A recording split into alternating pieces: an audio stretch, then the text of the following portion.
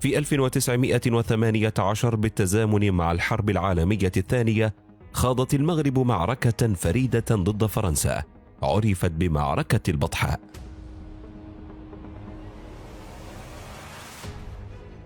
اندلعت في إقليم تافيلالت جنوب شرق البلاد، وانتهت بانتصار المقاومة المغربية ومقتل القائد الفرنسي.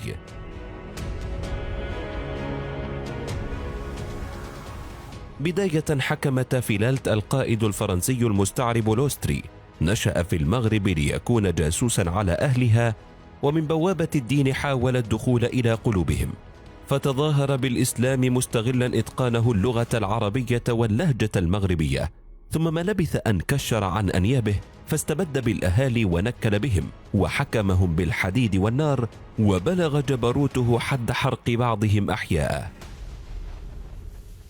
تحت هذا القمع والاضطهاد برز القائد مبارك التوزونيني، رفع شعار الجهاد وإحياء الدين، جمع الناس حوله بالوعظ والإرشاد، ومضى يخطط لاغتيال لوستري.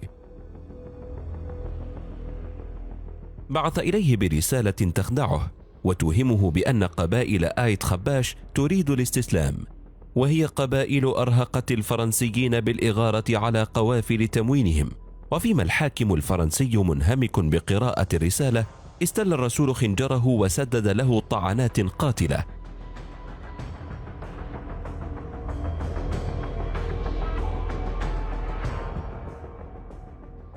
مقتل لوستري صعق الفرنسيين، وقالوا في تأبينه إن قتله يعادل قتل ثلث الفرنسيين.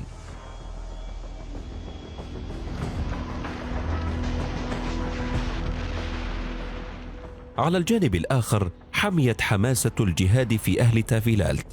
عين التوزنيني بالقاسم النكادي قائدا لمعركة البطحاء، انطلق على رأس 300 مقاوم في غارة على معسكر القوات الفرنسية، فردت بوابل من القنابل والقصف المدفعي، واضطر المقاومون إلى التراجع.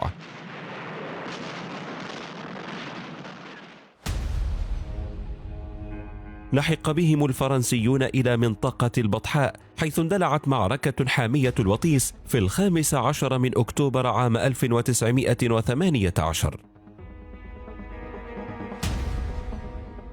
هاجم المغاربة الجنود الفرنسيين مستغلين هبوب عاصفة صحراوية عاتية. وقع الهجوم بغتة، فاضطربت صفوفهم وقتل بعضهم بعضا، وسط غبار كثيف أعماهم. قتل 10 ضباط وأكثر من 1200 جندي. غنم المغاربة أسلحتهم وعتادهم، وبقيت تافيلالت محرمة على الاحتلال الفرنسي أكثر من 10 سنوات.